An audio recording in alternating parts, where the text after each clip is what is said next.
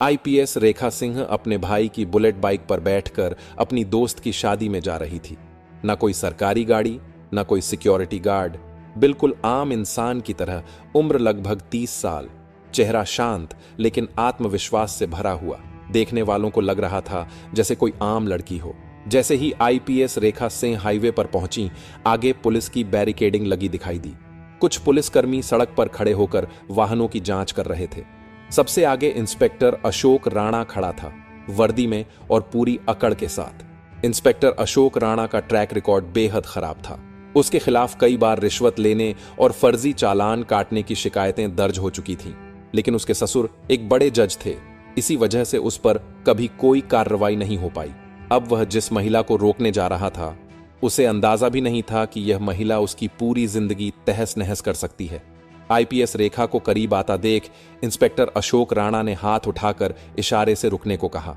उसकी आवाज में रोब था, अरे ओ लड़की, बाइक साइड में लगा। रेखा ने बिना किसी झिझक के बाइक साइड में खड़ी कर दी। इंस्पेक्टर ने सख्त लहजे में पूछा, कहां जा रही हो? रेखा ने शांत स्वर में जवाब दिया, आज मेरी एक दोस्त की शादी है, वहीं जा रही हूं। अशोक राणा ने उसे सिर से पांव तक घूरा और फिर बोला, अच्छा तो मोहतरमा दावत खाने जा रही है, मगर हेलमेट कहां है?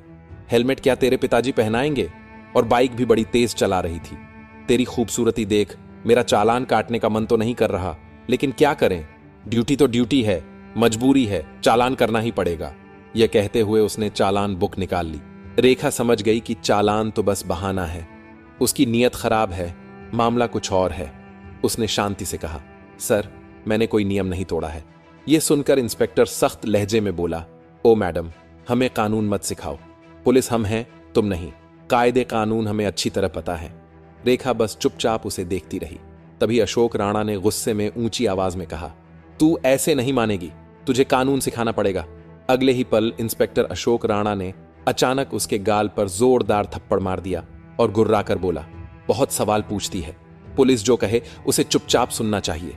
रेखा का सिर एक पल के लिए झटका खा गया, लेकिन उसने खुद को तुरंत संभाल लिया।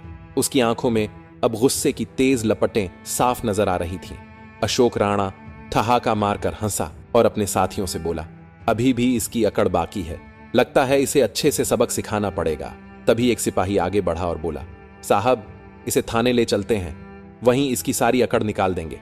इंस्पेक्टर ने हामी भरी, हाँ थाने ले चलो, वहीं समझ आएगा कि पुलिस से कैसे बात करनी चाहिए। इतना कहते ही एक सिपाही और इंस्पेक्टर ने रेखा का हाथ पकड़कर उसे खींचने की कोशिश की और बोले, चल जीप में बैठ। रेखा ने गुस्से से अपना हाथ झटक दिया और सख्त आवाज में बोली, ये सब करने की हिम्मत भी मत करना। उसकी आवाज में ऐसी दृढ़ता थी कि सिपाही एक पल के लिए सहम गया, लेकिन इंस्पेक्टर अशोक राणा का पारा और चढ़ गया।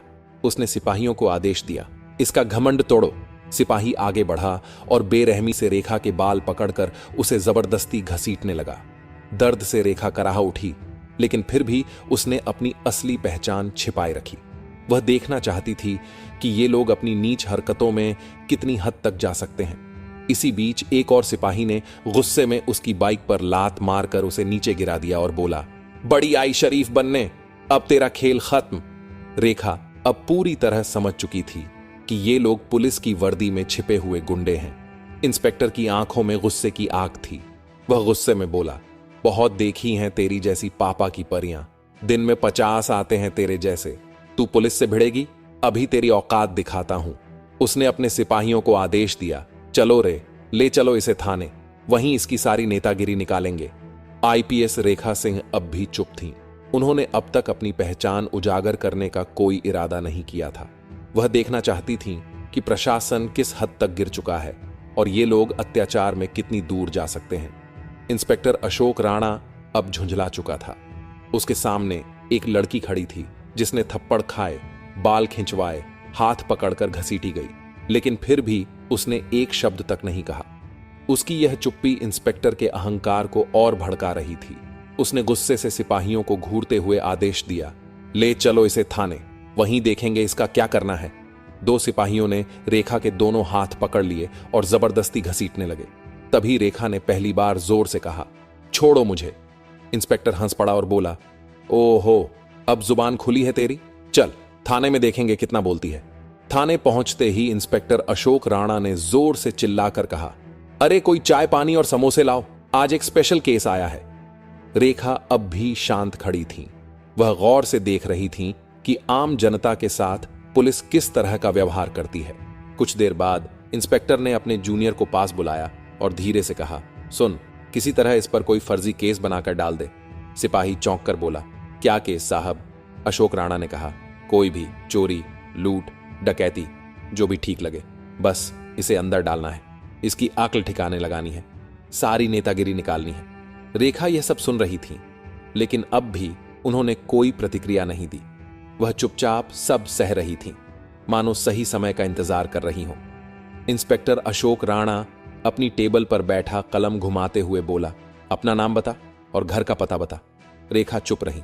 इंस्पेक्टर ने फिर से पूछा, बहरी है क्या, सुनाई नहीं देता? नाम बता अपना। रेखा अब भी शांत रही। गुस्से में इंस्पेक्टर ने मेज पर जोर से हाथ मारा और चिल्लाया, नाम बता वरना अंजाम बुरा होगा। कुछ पल की खामोशी के बाद रेखा ने धीमे स्वर में कहा, रेखा।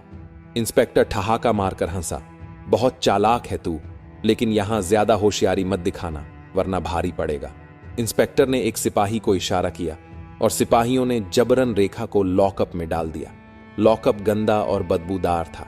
भीतर पहले से ही एक महिला बैठी थी। रेखा ने उससे पूछा, तुम्हें किस जुर्म में डाला है?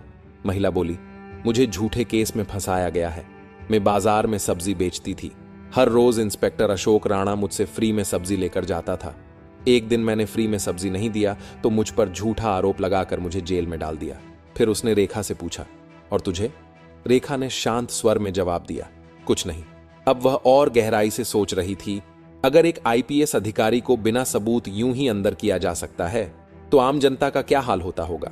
बाहर इंस्पेक्टर अशोक राणा ने सिपाहियों से कहा, इस पर चोरी और ब्लैकमेलिंग का केस डाल दो। सिपाही हिचकिचाया, लेकिन साहब बिना सबूत के। इंस्पेक्टर हंस पड़ा, सबूत? इस थाने में सबूत ही तो बनाए जाते हैं। कुछ देर बाद अशोक राणा खुद लॉकअप में आ पहुंचा। वह गुस्से में हाथ उठाकर रेखा को थप्पड़ मारने ही वाला था कि तभी दरवाजे से एक कड़क आवाज आई, रुक जाओ। सभी की नजरें दरवाजे की ओर घूमी। वहां पुलिस अफसर हितेश कुमार खड़े थे। थाने में उनकी छवि एक ईमानदार अधिकारी की थी। हितेश ने लॉकअप में बंद महिलाओं की हालत देखी तो उनके चेहरे पर चिंता की लकीरें उभर आईं। उन्होंने सख्त आवाज में पूछा, यह सब क्या हो रहा है? अशोक राणा हल्की मुस्कान के साथ बोला, कुछ नहीं सर, बस एक सड़क छाप लड़की ज्यादा होशियारी दिखा रही थी तो सबक सिखा रहे थे। हितेश ने रेखा की तरफ गौर से देखा। उसके हाव भाव किसी साधारण महिला जैसे नहीं थे। उन्हें कुछ अजीब लगा। उन्होंने इंस्पेक्टर से पूछा, इस महिला का जुर्म क्या है? अशोक राणा थोड़ा हड़बड़ा गया, सर, इसने चेकिंग के दौरान बदतमीजी की थी। हितेश को उसकी बात पर विश्वास नहीं हुआ। उन्होंने सीधे रेखा की ओर देखा और शांत स्वर में पूछा, तुम्हारा नाम क्या है? रेखा अब भी चुप रही। अशोक राणा झुंझलाकर बोला, देखिए सर, यह तो अपना नाम तक नहीं बता रही है। हितेश समझ चुके थे कि मामला गंभीर है। उन्होंने आदेश दिया, ठीक है, इसे दूसरे लॉकअप में डालो। हितेश के आदेश पर सिपाही रेखा को दूसरे लॉकअप में बंद कर दिया। वह कमरा पहले से भी ज्यादा अंधेरा, गंदा और बदबूदार था। दीवारों पर मोटी नमी जमी हुई थी। रेखा ने चारों तरफ देखा। अब वह इस प्रशासन का असली चेहरा देख पा रही थी। हर बीतते पल के साथ उनका यकीन और पक्का हो रहा था। कानून अब सिर्फ कागजों पर रह गया है, असलियत में तो इसे रौंदा जा रहा है। डीमोनेटाइजेशन के बाद मेरे फादर के जो माइक्रो फाइनेंस का काम था वो पूरा बिजनेस बंद हो गया। कॉलेज में था तो कॉलेज सर्वाइव करना है, फीस है, रेंट है एंड ऑल। तो सर्वाइव करने के लिए मैंने एक फूड डिलीवरी सर्विस ज्वाइन किया एज अ डिलीवरी बॉय।